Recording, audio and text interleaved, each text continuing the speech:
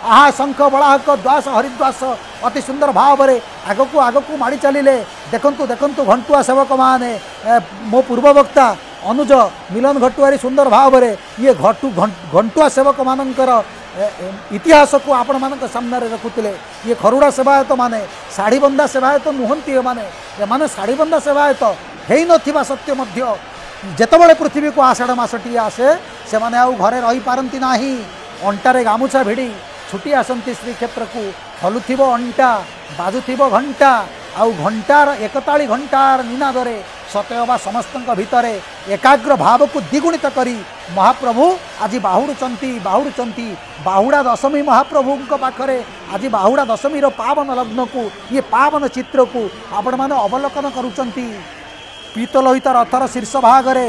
त्रैलोक्य मोहिनी पताका त्रैलोक्य मोहिनी तीन लोक को मोहित कला वाला महाप्रभु आज त्रैलोक्य मोहिनी पताका को पंचवर्णी पताका को पुणी थरे उड़े उड़े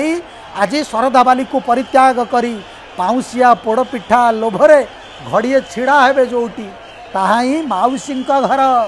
माँ परे आउ गोटे स्नेह आमे जदि द्वितीय स्नेह कथा पढ़े द्वितीय प्रेम कथा पढ़े द्वितीय समर्पण कथा पढ़े द्वितीय आकलन कथा पढ़े ताहले जार माँ नाही माउसीर स्नेह को सी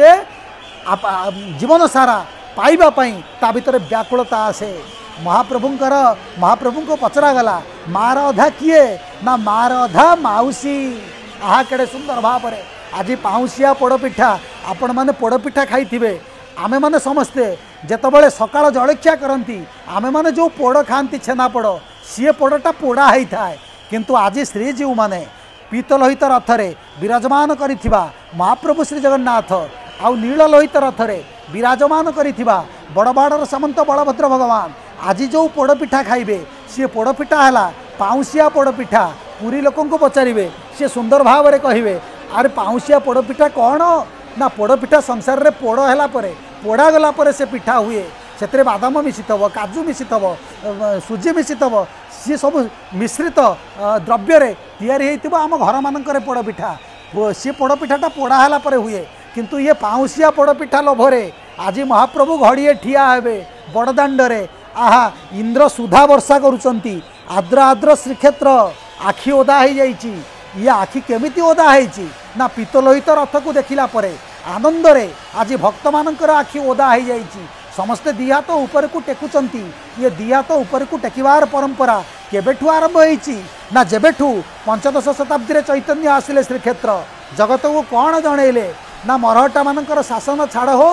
भक्ति सृष्टि कर निज अंतरात्मा भक्ति सृष्टि कर महाप्रभु प्रति भक्ति समर्पित हो समस्ते कौन कले ना हाथरू खंडा काढ़ी सतयबा मृदंग धरिबा को आरंभ कले हरे कृष्ण नाम संकीर्तन रे मृदंग नृत्य करने को आरंभ है समग्र श्रीक्षेत्र उत्कलर युवक माने हाथ में मृदंग धरिबा को आरंभ कले प्रतिटी गाँव में छामुंडिया बंधा है हरे कृष्ण नाम संकीर्तन रे प्रकंपित है समग्र उत्कल महाप्रभु प्रति जेते प्रेम अच्छी जेते समर्पण भाव अच्छी जेते आकर्षित भाव अच्छी जेते निजर करिबा भाव अच्छी सबकिछि को समर्पित करागला। आज सेमिति क्षेत्र श्रीक्षेत्र कीर्तनिया दल सी भी जाइछन्ति श्रीक्षेत्र कहीं जाइछन्ति ना कीर्तन करिवे संकीर्तन करिवे आम महाप्रभु संगीत प्रिय आज भी पहुड़ बेले महाप्रभु काने की शुणुथिबे